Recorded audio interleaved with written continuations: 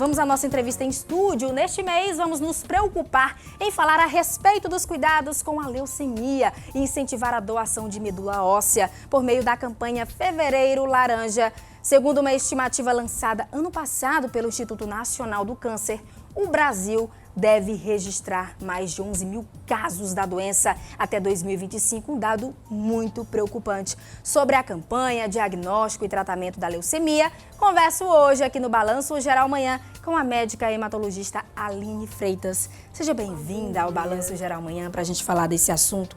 Uma campanha muito importante, a prestação de serviço, não é verdade? A leucemia que deve sim ser combatida, diagnosticada, principalmente de forma precoce, não é isso?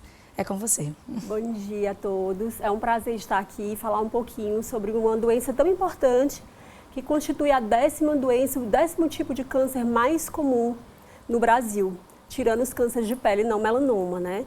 É uma doença agressiva e é uma doença que não pode ser evitada, mas precisa ser diagnosticada precocemente para que o tratamento seja efetivo. É importante, né, as pessoas estarem fazendo esse check-up, esse contato, né, mais próximo com o médico e ficar atento aos sintomas. Existem sintomas? Existem sintomas sim. Na verdade, a gente diferencia as leucemias em 2 grupos principais.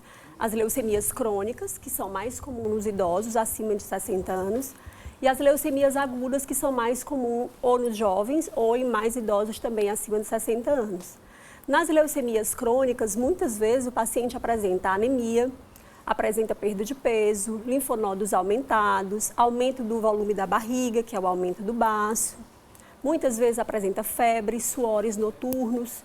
Nesses casos, o paciente deve procurar o médico para investigar através do hemograma, através do ultrassom do abdômen e daí fazer o seu diagnóstico.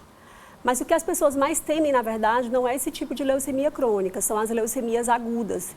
Porque as leucemias agudas, de fato, são doenças muito graves e que trazem sintomas muito rápidos e que podem levar ao óbito muito rapidamente. No caso das leucemias agudas, o paciente geralmente tem fraqueza, cansaço, indisposição, palidez na pele, manchas na pele, sangramentos na fezes, na urina, na boca, no nariz e muitas vezes também febre e infecções. Nesses casos, são pessoas saudáveis que rapidamente, em 1 ou 2 semanas, começam a apresentar esses sintomas. E rapidamente ele precisa procurar o médico para fazer o hemograma e para fazer a investigação inicial. Bom, a informação é a fórmula, né? Se trata também de uma solução. Diante desse diagnóstico, o que fazer?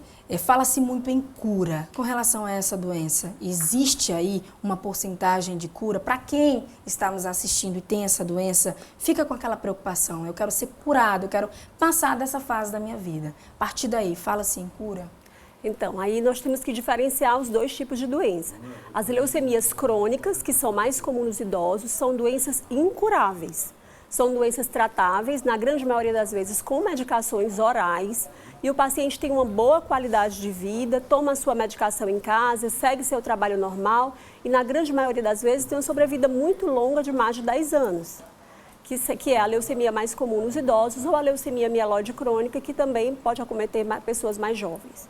Agora, as leucemias agudas, que são aquelas mais agressivas, que os sintomas surgem muito rapidamente, essas são doenças agressivas, porém são doenças potencialmente curáveis. O tratamento visa atingir a cura. O tratamento é mais agressivo, assim como a doença, então não é feito só com comprimidos, é feito com quimioterapias endovenosas, né, em ambiente hospitalar, muitas vezes durante internações prolongadas. É um tratamento que pode demorar de 6 meses até aqueles que precisam de manutenção até 2 anos, mas é um tratamento curável sim, que pode atingir a cura. E dependendo do tipo de leucemia aguda, até 60% a 80% podem ser curados com a quimioterapia. Doutora, já trouxemos aqui várias campanhas e a gente sempre fala em prevenção. Existe uma prevenção também para a leucemia? Então, para a gente pensar em prevenção, nós precisamos pensar no que leva à leucemia. A leucemia ela é basicamente causada, assim como todos os cânceres, por fatores genéticos, que esses a gente não tem como evitar, assim como fatores ambientais, que esses nós podemos evitar. Então, dentre os fatores ambientais mais relacionados com a leucemia, nós temos a exposição a agentes químicos tóxicos, como formaldeído, por exemplo, E o formaldeído, que é o formol, é encontrado em vários produtos de estética, inclusive, né? Produtos de unha, produtos de cabelo, para alisamento de cabelo.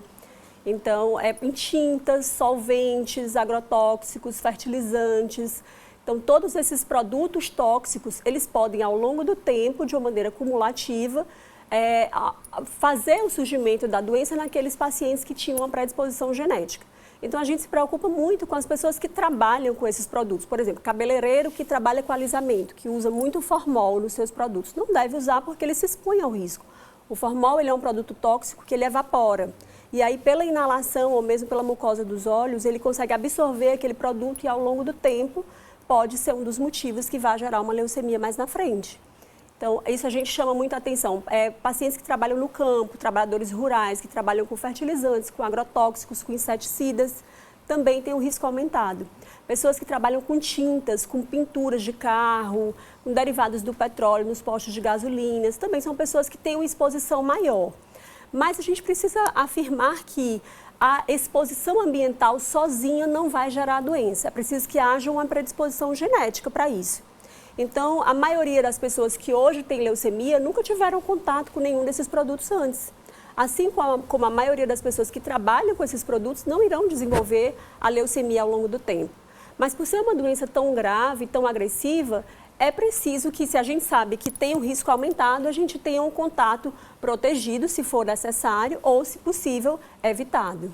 Doutora, muito esclarecedora essa entrevista. Tenho certeza que o pessoal de casa ficou agora assim realmente bem impactado com essa informação. Eu confesso que eu não sabia, mas fica aí esse alerta realmente à população e também ressaltando a importância demais dessa campanha, né? Fevereiro Laranja, a respeito dessa conscientização com relação à leucemia. Muito obrigada pela presença aqui em nosso estúdio do Balanço Geral Manhã. E a senhora é muito bem-vinda a voltar também diante aí de outras temáticas. Pode sugerir também aqui ao nosso programa. E você de casa também pode sugerir temáticas que com certeza que a doutora, de acordo com a agenda dela, vai poder comparecer, né, doutora? Muito obrigada, um excelente dia à senhora. Obrigada a você. Eu só queria ressaltar que em fevereiro, além de falar sobre leucemias, a gente fala também sobre a necessidade da doação de medula óssea e a doação de sangue junto, né? Os pacientes que têm leucemia aguda são pacientes que têm uma doença curável, que o tratamento é a quimioterapia, mas o transplante de medula também é uma arma que nós poderemos usar em algum momento do tratamento.